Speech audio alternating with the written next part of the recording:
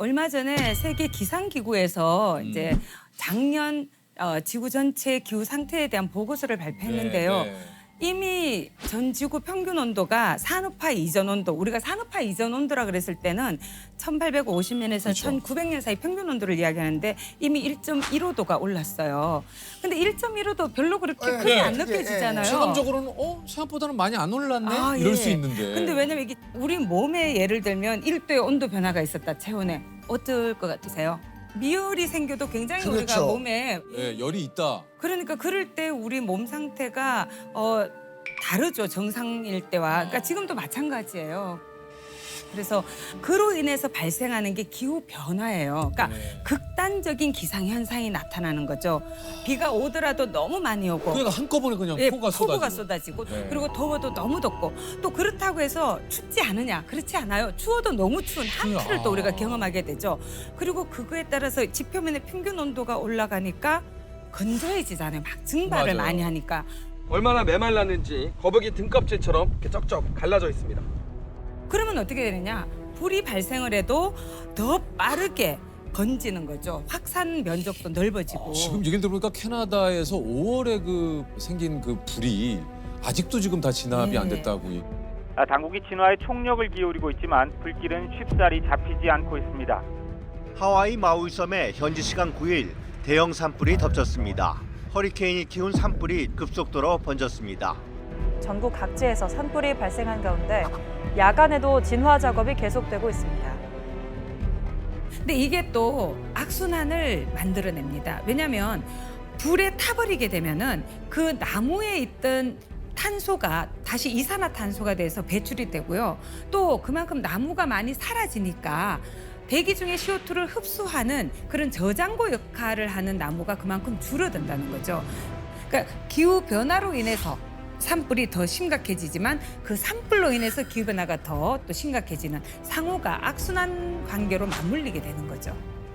교수님께서 지금 얘기를 해주셨지만 사실 지구 온난화에 대한 얘기는 제가 뭐 초등학교 때부터 들었던 얘기거든요. 맞아요. 예. 요새는 사실 지구 온난화라는 표현이 부족하다고 이야기해요. 최근에는 어떻게 예. 표현하냐? 영어로는 글로벌 워밍이라 그랬거든요. 지구 예. 온난화. 그러더니 글로벌 히팅이라고 가열화라고 부르더니 요새는 글로벌 보일링이라고 불러요. 보일링, 끓고 있다. 끓고 있다. 열탕이 되고 있다는 거죠. 유엔 사무총장 구테우스라는 분이 뭐라고 네. 말씀하셨냐면 지구 온난화의 시대는 이제 끝나고 끝났다. 지구 열탕화의 시대로 접어들었다. 온난화의 정도가 아니고 끓어오르는 거죠. 저도 이거 얼마 전에 뉴스를 또 봤어요. 요즘 그 수컷 거북이가 안 태어난다. 이게 왜냐면 저 처음 알았어요. 주변 온도에 따라 그 성별이 정해진대요. 거북이는. 몰랐죠? 몰랐어요.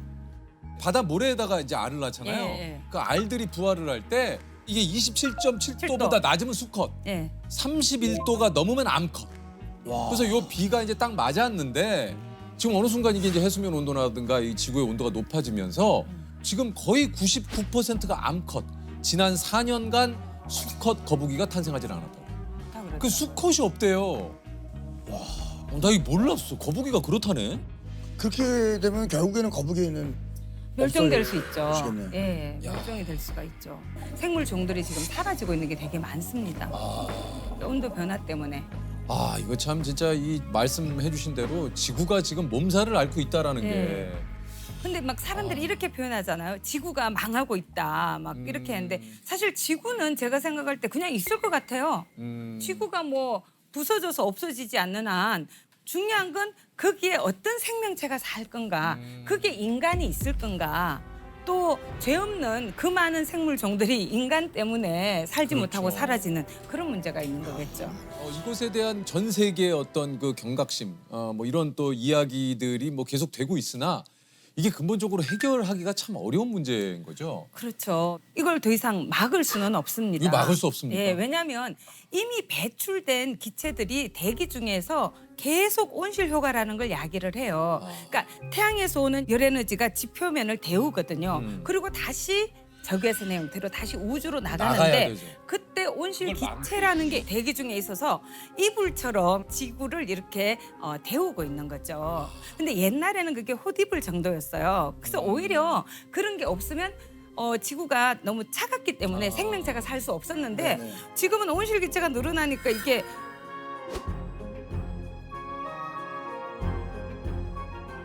콧니불 에서 자리비불이 됐다가 솜니불이 돼가는 거죠. 너무 두꺼워져. 너무 두꺼워지는 거죠. 그렇게 되는데 문제는 뭐냐면 이 온실기체가 대기 안에 계속 남아 있어요. 머물러 있군요. 네, 머물러 있어요. 이산화탄소 같은 경우는 50년에서 200년을 머물러 있고요. 와. 심지어 그 중에 15%는 1000년을 머무른다고 해요. 와. 그러니까 우리가 이미 배출한 게 계속해서 야기하기 때문에 기후 변화는 더 이상 막을 수는 없고요. 근데 우리가 지금이라도 덜 배출하면 더디게 갈 수 있는 거죠. 아 이거 참 큰일 났네. 이거 어떻게 하나 이거.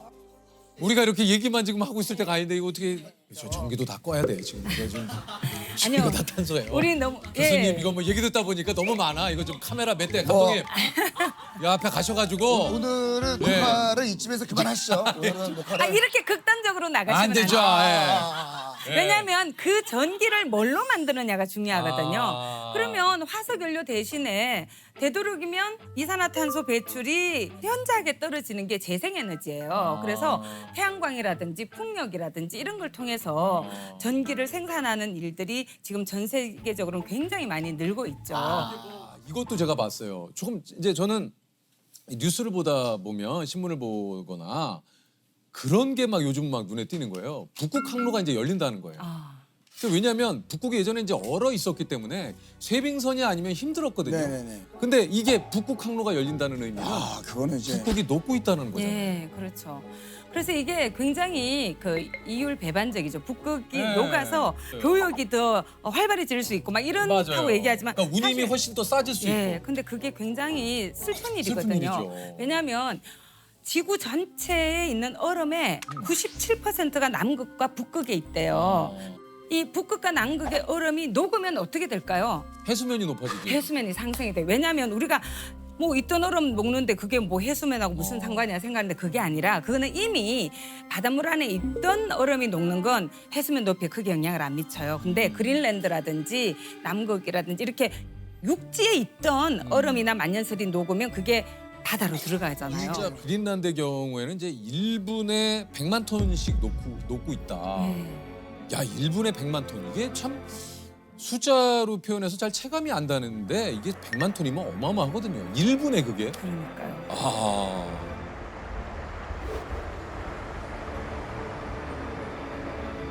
그러니까 육지가 잠기잖아요. 예. 특히 제가 아는 과학자분이 계산을 했는데 북극의 얼음이 다 녹으면 7m가 상승할 수 있대요. 와, 7m. 특히 우리나라는 삼면이 바다잖아요. 어떻게 되겠어요? 삼면이 바다.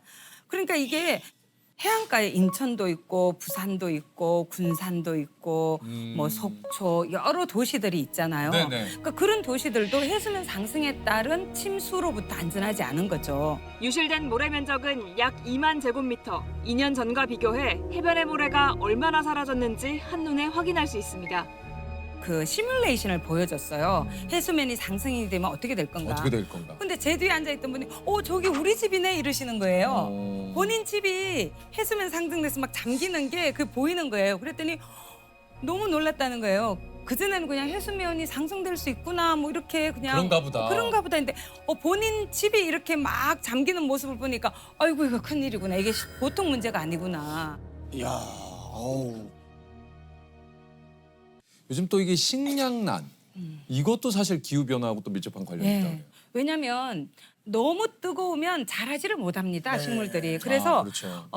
작년 원래 인도가 폭염 상황에 놓여 있어요. 인도가 전 세계 밀 생산의 한 2위 정도를 하는 것 같은데 밀 수확량이 절반 정도밖에 안 되는 거죠. 그래서 수출 금지령을 내리기도 했어요. 아, 맞아요. 자, 그러면 어떻게 되느냐? 세계 전체 밀 공급량이 줄어들기 줄죠. 때문에 밀의 가격이 상승. 급등하게 되겠죠. 네. 그러면 우리나라는 우리가 먹는 밀가루의 몇 퍼센트를 우리가 수입하는 것 같으세요? 거의 대부분을 수입하는 거 한 80%? 80% 넘는 걸로 알고 있는데. 너무 우리나라의 밀 생산을 높게 보셨네요. 네? 우리 밀은 1%밖에 안 됩니다. 예. 그래서 우리는 지금 거의 다 수입하고 있기 때문에 어머나. 밀가루로 만드는 음식이 너무너무 많잖아요. 네. 그러면 그런 모든 그 식가공품 그건 다 가격이 수입이군요. 올라가는 거죠. 근데 예를 들면 우리나라 사람들이 주로 먹는 쌀이 자포니카라는 종이거든요. 품종이. 근데 우리 쌀은 맛이 좋잖아요. 점성이 있고. 근데 왜 이렇게 바람이 불면 날아갈 것 같은 인디카라는 건데요. 그 인디카 종을 대부분 먹고 있어요. 우리가 먹는 이 자포니카를 생산하는 나라가 많이 없습니다. 그런 데서 만약에 이상 기후로 인해서 작황이 나빠지게 되고 이 쌀 품종을 생산을 못하게 되면 우리도 이제 우리가 먹던 쌀을 못 먹게 될 수도 있죠. 오, 날아가는. 예, 인디카 종을 먹어야 되는 거죠. 이게 그 생태계 파괴가 해양에서뿐만이 아니고 뭐 얼마 전에 우리 저 꿀벌 선생님이 나오셔서 얘기를 하셨지만 꿀벌이 또 사라지고 있고 예를 들면 지금 또 모기가 늘어난다고 해요. 예. 이거 좋지 않은 소식이잖아요. 그렇죠. 모기가 또 우리가 관심을 갖는 이유는 병원균의 매개체잖아요. 맞아요. 그래서 뭐 말라리아라든지. 뇌염 모기 있잖아요. 말라리아, 말라리아. 그다음 황열병 이런 게 다 모기 때문에 발생하는 거거든요. 근데 이런 질병들이 예전에는 열대 지역이라든지 뭐 아열대 저 밑에 이런 데였는데 말라리아 환자가 우리나라도 생기고 있어요. 네. 그러니까 이런 게 다 영향을 미치는 거죠. 이번에 우리 코로나를 경험했잖아요. 네, 그렇죠. 이것도 뭐 완벽하게 그 일치되진 않았지만 그래도 많은 분들이 뭐 박쥐가 매개 매개 역할을 했다. 근데 박쥐의 서식처가 지금 늘어나고 있어요. 박쥐도 아열대 기후에서 생존하는데 박쥐가 서식할 수 있는 공간이 기후의 변화에 따라서 늘어났거든요.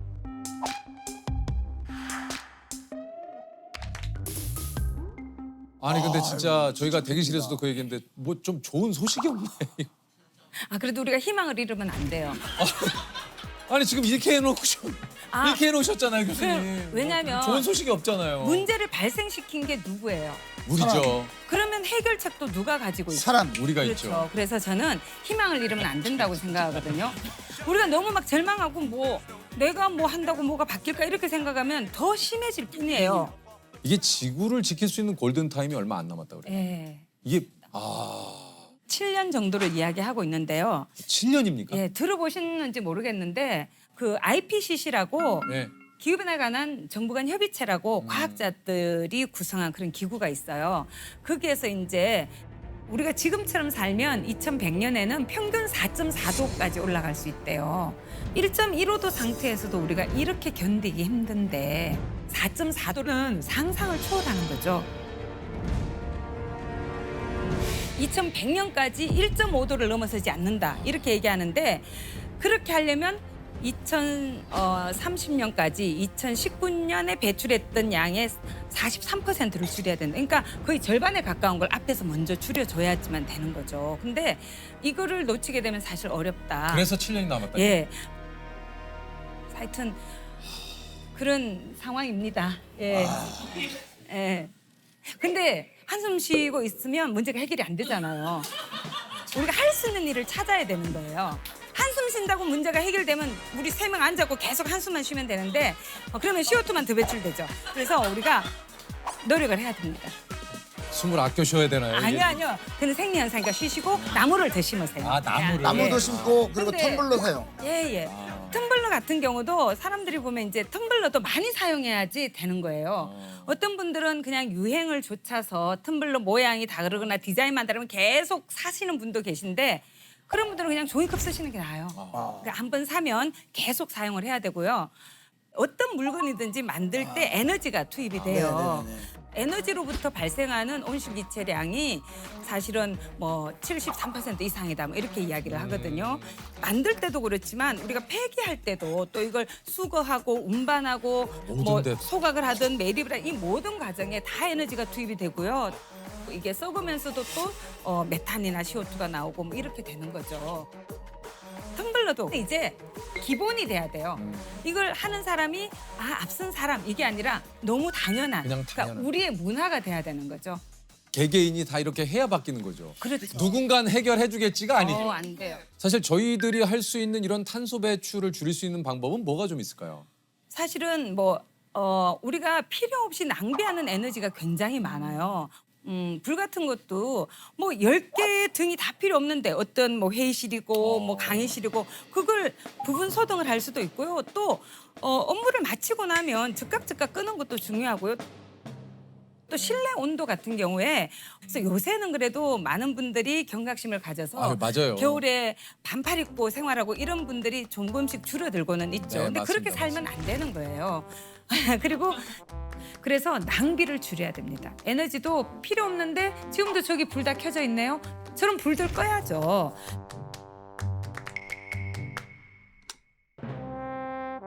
또 개인이 할 수 있는 굉장히 중요한 일은 식습관을 바꾸는 거예요. 어떻게 해요? 사실 아까 이산화탄소를 주로 말씀드렸지만 최근 들어서 많이 관심을 가지는 게 메탄이라는 거예요. 메탄은 이산화탄소보다 이 온실 효과를 야기하는 정도가 더 심합니까? 80배 이상. 최근에는 뭐 86배다 이렇게도 이야기를 해요. 근데 그 메탄이 또 어디에서 많이 발생하냐면 음식물 쓰레기가 썩을 때라든지 그다음에 또 특히 많이 요새 늘고 있는 게 육식이거든요. 작년에 네. 우리나라 사람들이 쌀을 많이 먹었을까요? 고기를 많이 먹었을까요? 아, 고기를 많이 먹지 요즘 근데 좀 않았습니까? 쌀 소비가 좀 많이 줄었다는 예. 얘기 좀 들긴 들었거든요. 예, 우리가 주식 그러면 예전까지는 쌀이었죠. 근데 이제는 쌀 소비량이 작년에 53kg 1년에. 근데 고기는 58kg이래요. 그래서 저는 뭐 반드시 채식을 다 하자 이렇게 주장하고 싶진 않아요. 특히 예. 성장기 어린이들도 있고 그렇죠, 건강에 그렇죠. 미친 영향들. 예. 그래서 일주일에 최소 한 끼는 채식을 좀 해보자. 채식을 좀 예, 좀 늘려보자는 거죠. 아, 이게 쉽진 않아요. 이게 또 식습관을 바꾼다라는 게. 예. 그리고 아까 개인이 할 수 있는 일 중에 지금 손수건 갖고 다니시나요? 손수건이 없네요. 근데 예전에는 제가 자랄 때만 해도 손수건은 그냥 필수예요. 늘 필수로 맞아, 갖고 맞아. 다녔는데 요새는 손수건 갖고 다니는 분을 별로 보기가 어려워요. 맞아요. 대신에 화장실 가면 다들 그냥 종이 있으니까. 타월을 쓰죠. 그것도 아낄 수 있어요. 그러니까 제가 1년에 몇 개를 쓸까 계산을 해봤어요. 화장실에 하루에 몇 번 정도 갈까요, 개인이? 한 5번? 적게 잡아도 5번일 거예요. 5번. 그러면 5장이잖아요. 그러면 일주일에 5일 근무한다 그러면 25장이잖아요. 4주라 그러면 100장이잖아요. 그러면 이게 지금 1년 또는 1200 장. 평생 너무 많죠. 그러니까 이게 작은 게 아니에요. 저는 이걸 오래된 미래라고 부르거든요. 예전에 다 했던 일이에요. 그런데 이제는 더 안 하고 멈추었던 거 다시 회복하자. 이거 어려운 일 아니다. 이게 버려야 되는 것 중에 하나가 나 하나쯤이야. 예. 진짜. 예. 이 나 하나쯤이야. 이거 버려야 나 되지 않겠어요? 하나쯤이야 주의죠. 예. 네. 네. 나 하나쯤이야가 아니라 나도 함께 해야지 이 문제가 풀릴 수 있다. 왜 스스로를 문제를 해결하지 못하는 사람으로 그렇게 바깥으로 밀어냅니까? 나도 문제를 해결할 수 있다. 내가 이 문제를 해결하는 열쇠를 쥐고 있다. 이렇게 생각해야죠. 최후의 기회가 우리에게 주어져 있다고 생각할 수도 있어요. 미래라는 게 어떤 고정된 모습으로 딱 우리를 기다리고 있는 게 아니에요. 오늘 우리가 어떤 선택을 하느냐에 따라서 우리의 미래는 달라질 수 있어요. 그렇기 때문에 오늘 우리가 이런 문제를 정말 심각하게 성찰하고 내가 할 수 있는 일들을 조금이라도 일단 시작하고 그래서 점점 우리의 기후 행동을 넓히고 늘려나간다면 우리가 마주하게 될 미래가 바뀔 수 있는 거죠. 미래는 오늘의 우리가 만든다. 저는 이런 말씀을 드리고 싶습니다.